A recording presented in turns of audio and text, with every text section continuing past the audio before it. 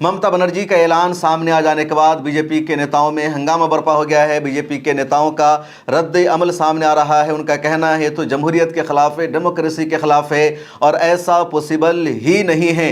ममता बनर्जी अगर खुद से रिजाइन नहीं देगी, ओहदा से नहीं हटेगी तो उनको हटाया जाएगा। हमें मालूम है कैसे उनको ओहदा से हटाना है, इसलिए कोई ज़्यादा बड़ा मुश्किल काम नहीं होगा। उधर बीजेपी ने चीफ मिनिस्टर को तलाश करना शुरू कर दिया है। अमित शाह को जिम्मेदारी सौंपी गई है कि किसके नाम का ऐलान करना है, कौन वेस्ट बंगाल का अगला चीफ मिनिस्टर बनेगा। शुवेंदु अधिकारी ही चीफ मिनिस्टर बनेंगे या फिर किसी और को वेस्ट बंगाल का बीजेपी चीफ मिनिस्टर बनाएगी। शुवेंदु अधिकारी पहले ममता बनर्जी की पार्टी में थे, उन्होंने रिज़ाइन कर दिया।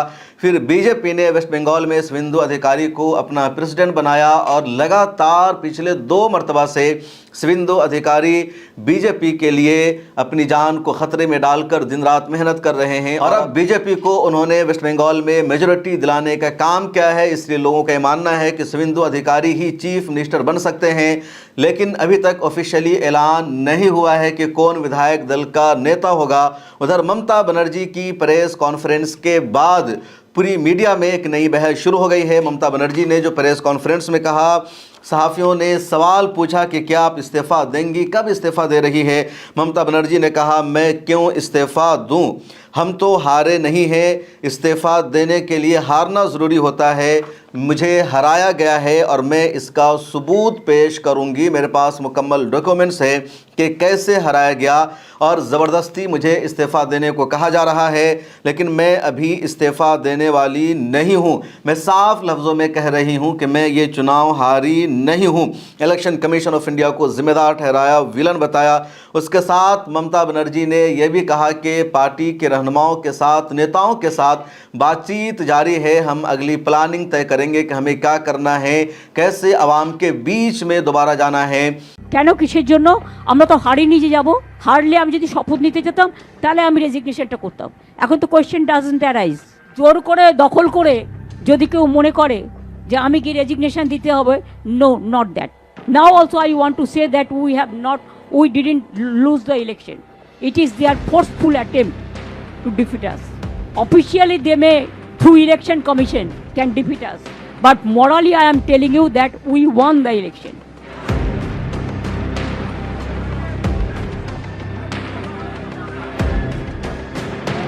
Only one thing I want to say, all of us. Earlier I was in the chair, so I have digested all the atrocities of BJP. But now I am free bird, so I can go anywhere, I can fight anywhere. So I'll be on the street. Thank you so much. আমি রাস্তায় ছিলাম, রাস্তায় থাকবো, আমি রাস্তার লোক। আমাদের প্রথম কথা হচ্ছে আমরা কিন্তু হারিনি। আমাদের 100 সিট জোর করে লুট করা হয়েছে এবং আমি সরি টু সে দিল্লি থেকে কায়দা করে প্রেসকে ফার্স্ট রাউন্ড কাউন্টিং হওয়ার সাথে সাথে রটিয়ে দিয়েছে। আমাদের লড়াইটা বিজেপির সাথে ছিল না, আমাদের লড়তে হয়েছে ভিলেন ইলেকশন কমিশন, যিনি ব্ল্যাক হিস্ট্রি তৈরি করেছেন ইন্ডিয়ান ডেমোক্রেসিতে। Sad to say CEC became the villain of this election to loot the democratic rights of the people and to loot the EVM machine. Can you tell me that after voting EVM machine, 80 to 95% is the charge? How it is possible? Before 2 days of election, they started arresting our people like anything. They started raid in everywhere. Mamata Banerjee की मांग यह है कि दोबारा election कराया जाए। उनके कई नेताओं का यह बयान भी सामने आ चुका है। उसके अलावा नरेंद्र मोदी और अमित शाह के खिलाफ सख्त गुस्से का इजहार किया ममता बनर्जी ने और कहा कि इन लोगों ने पूरे चुनाव को हाईजैक करने की कोशिश की। CRPF को बड़ी तादाद में वेस्ट बंगाल में लगाया गया था। तकरीबन 2,40,000 CRPF के एहलकार को तैनात किया गया था और इस पर भी ममता बनर्जी ने रद्द अमल दिया और कहा कि मरकज़ की फोर्स ने वेस्ट बंगाल में गुंडा वाहनी बनकर काम किया है और अवाम को वोट डालने नहीं दिया, इसलिए नतीजा मुझे मंजूर नहीं है। ममता बनर्जी ने प्रेस कॉन्फ्रेंस के दौरान यह भी कहा कि राहुल गांधी ने, अखिलेश यादव ने इसी तरह उद्धव ठाकरे ने और दूसरे कई नेताओं ने मुझे फ़ोन किया है, बातचीत की है और कहा है कि आप इस लड़ाई को जारी रखिए, आपके साथ ज़्यादती हुई है, वेस्ट बंगाल में वोट चोरी की गई है और हम सब लोग आपके साथ खड़े हैं, ये ममता बनर्जी ने कहा। राहुल गांधी ने भी अपना नज़रिया बदल लिया है।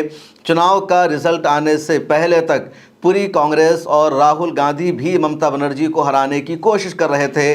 ममता बनर्जी के खिलाफ कांग्रेस के रहनुमाओं का बयान सामने आ रहा था। खुद वेस्ट बंगाल में चुनाव होने से एक दिन पहले राहुल गांधी ने वीडियो जारी करके कहा कि ममता बनर्जी को हराना है, टीएमसी की सरकार नहीं आनी चाहिए, वेस्ट बंगाल में करप्शन है। लेकिन अब राहुल गांधी ने ट्वीट करके कहा कि वेस्ट बंगाल में ममता बनर्जी की हार पर कांग्रेस के वर्करों को जश्न नहीं मनाना चाहिए, खुश नहीं होना चाहिए, बल्कि एक बड़े मकसद के लिए हम सबको सियासत करनी है।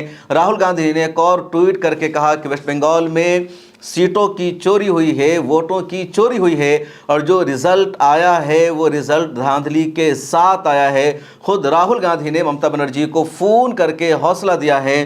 तो अब कांग्रेस ने और राहुल गांधी ने भी अपना स्टैंड बदल लिया है और अब कांग्रेस की लीडरशिप भी ममता बनर्जी के साथ वेस्ट बंगाल में नजर आ रही है। हालांकि इससे पहले तक कांग्रेस की सेंट्रल लीडरशिप भी और स्टेट की क़यादत भी ममता बनर्जी के खिलाफ थी। चुनाव से एक दिन पहले एनआई से और दूसरे एजेंसियों से बातचीत करते हुए अधीर रंजन चौधरी ने कहा था ममता बनर्जी चुनाव हार रही है और ममता बनर्जी को हर हाल में हम चुनाव हरा कर रहेंगे।